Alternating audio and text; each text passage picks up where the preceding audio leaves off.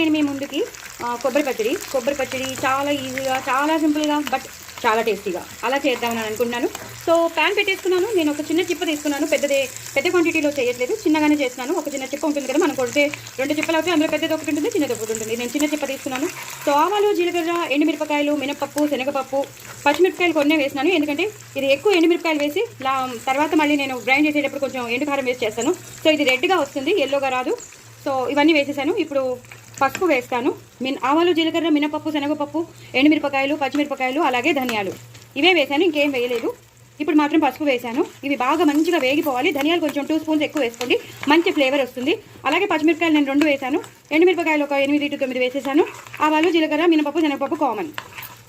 ఇంకా వెల్లుల్లిపాయలు వేయట్లేదు. వెల్లుల్లిపాయలు వేయకుండానే చాలా చాలా టేస్టీగా చేసుకోవచ్చు. చింతపండు వేస్తాను, కొంచెం చిన్న బెల్లం ముక్క వేస్తాను. సో ఇది అయిపోయింది కదా. ఇప్పుడు ఇంగువ మాత్రం చాలా చాలా చాలా ఇంపార్టెంట్. కొబ్బరి పచ్చడికి ఇంగు లేకపోతే అస్సలు బాగోదు.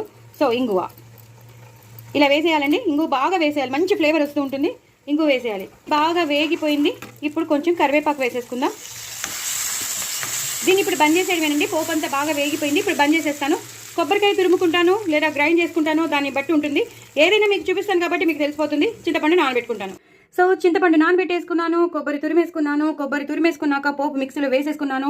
చిన్న చిన్న ముక్కలు మనం తురిమేటప్పుడు మిగిలిపోతాయి కదా, అవి కూడా వేసేసాను. ఇప్పుడు కొంచెం బెల్లం ముక్క వేస్తాను, సో దట్ కొంచెం మంచి టేస్ట్గా ఉంటుంది. అలాగే రుచికి తగినంత ఉప్పు వేస్తాను. రుచికి తగినంత ఉప్పే వేస్తాను. నేను తక్కువ తింటామని చెప్పాను కదా. కారం మాత్రం వేసేసాను, ఎందుకంటే మనం పచ్చిమిరపకాయలు చాలా తక్కువ వేసాం కాబట్టి కారం వేసేసాను.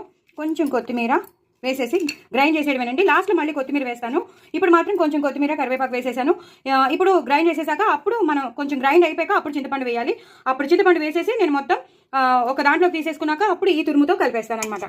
నేను గ్రైండ్ చేసేసుకున్నాను. అది మెత్తగా అయిపోయింది. మెత్తగా అయిపోయాక నేను ఈ తురుముడు కూడా వేసేసాను. మీకు తురుముడు కనిపిస్తూ ఉంటుంది చూసారా. నేను ఒక చేత్తో ఎందుకు వేసేసానంటే ఒక చేత్తో కలపడం చాలా ఇబ్బందిగా ఉంటుంది కదా, అందుకని నేను కలిపేసుకున్నాక మీకు చూపించడం ఈజీ కదా అని ఇలా తురుముడు మొత్తం వేసేసాను. చూసారు కదా, మీకు కనిపిస్తుంది. సో కంపల్సరీ ఇలా తురుముడు చేసుకుంటేనే బాగుంటుంది. కొబ్బరికాయ పచ్చడి అనేది ఎప్పుడు రొటీన్గా కాకుండా, మెత్తగా కాకుండా, సాఫ్ట్గా కాకుండా ఇలా తురుముడుగా చేసుకుంటే చాలా బాగుంటుంది. కొత్తిమీరతో గార్నిష్ చేసేసుకోండి. అలాగే చిన్ని పచ్చిమిరపకాయలు లేత ఉంటాయి కదా, అవి వేసేసుకోండి.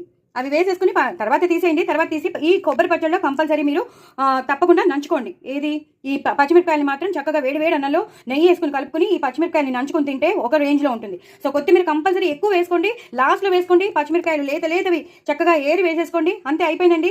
కొబ్బరి పచ్చడి చాలా చాలా టేస్టీగా ఉంటుంది. వేసుకోమన్నానని వేసుకుని ఉంచేసేయకండి, తీసేసి చక్కగా కొరుక్కుని తినండి. అన్నంలో ముద్ద పెట్టుకుని కొరుక్కుని తినండి. అది వేసేయమంటే వేసేసి అలా ఉంచేసుకోకండి. తీసేసి తర్వాత నేనేదో గార్నిష్గా చేశాను.